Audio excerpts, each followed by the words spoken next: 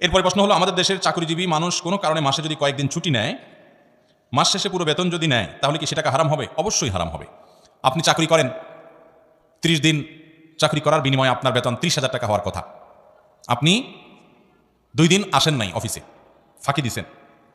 অ্যাকাউন্টসে যে আছে অথবা আপনার মানব সম্পদ বিভাগ বা এই জাতীয় দায়িত্বে যারা আছেন তাদের সাথে আপনার লিঙ্কিং ভালো আছে, বলছে অসুবিধা নেই, আপনি সই করে দিন, পরে এসে একসাথে আপনি এসে সই করে দিলেন, মানে ফাঁকি ঝুঁকি মেরে দিলেন। তাহলে ওই 2 দিনের টাকা যে 2,000 টাকা নিলেন আপনি, এটা আপনার জন্য হালাল হবে না, সেটা হবে হারাম। কারণ আপনি পরিশ্রম দেওয়া ছাড়াই মিসামিসি কোম্পানি থেকে বা সরকার থেকে ওই টাকাটা গ্রহণ করেছেন। বহু লোক আমরা এরকম আছি যে দিনকে দিন অফিসে যাওয়ার খবর নাই, একসাথে সই মেরে দিয়ে তারপরে টাকা উঠে নিচ্ছি, আছে না নাই?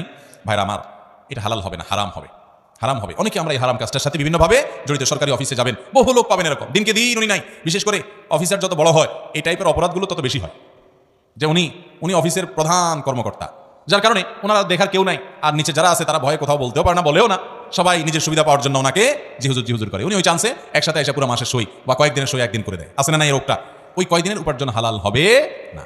হ্যাঁ, কোম্পানির কাজে আপনি বাইরে গেছেন, সই করতে পারেন, সেটা তো ভিন্ন কথা, কিন্তু আপনি গায়ের হাজির ছিলেন ব্যক্তিগত কাজে, আইসা এই কাম করলেন, জায়েজ হবে না। শুধু এটা নয়, আরো সূক্ষ্ম বিষয়, অনেকে আছে যে 8 ঘন্টা ডিউটি কথার কথা, তার চুক্তি 8 ঘন্টার বিনিময়ে সে বেতন পাবে, সে আসে 2 ঘন্টা পরে, যায় 2 ঘন্টা আগে, সই করার সময় মিথ্যাটা লেখা রাখে, এটাও জায়েজ হবে। হ্যাঁ, যদি আপনি যার চাকরি করেন, কোন একটা প্রতিষ্ঠানে চাকরি করেন, আপনার মালিক, সে 2 ঘন্টা পরে আসেন, আধা ঘন্টা পরে আসেন, 20 মিনিট পরে আসেন, এটা সে এলাও করে, সে জানে এবং আপনাকে কিছু বলে না, সে মেনে নেয়, তাহলে ভিন্ন কথা, সেটা আপনার জন্য জায়েজ হতে পারে। বিশেষ করে সরকারি চাকরিতে এবং কোম্পানির চাকরিতে আপনি এরকম ফাঁকি ঝুঁকি দিয়ে পরে আইসা লেখা দিবেন আমি বরাবর 9টায় ঢুকেছি, আসলে আপনি 10টা 11টার দিকে আসছেন, এই মিসামিসি লিখলে ওই সময়ের বেতন হালাল হবে।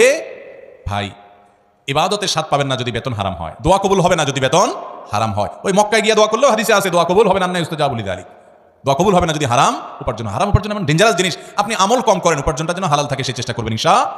বহু তরুণ ভাইরা আছেন আমার, অনেক শিক্ষার্থী আছেন, পণ করেন, প্রতিজ্ঞা করেন যুবক ভাইরা যে ইনশাআল্লাহ আল্লাহ আমাকে কখনো কোনো একটা পর্যায়ে চাকরি বাকরি করার, হালাল উপার্জন করার মাধ্যম যখন দিবেন, আমার প্রতিটি পয়সা টাকা টন টন করে বাঁচবে, হারাম 1 টাকাও গ্রহণ করবো না ইনশাআল্লাহ। চেষ্টা করবেন তো ইনশাআল্লাহ। আল্লাহ তাআলা আমাদেরকে তৌফিক দান করুন।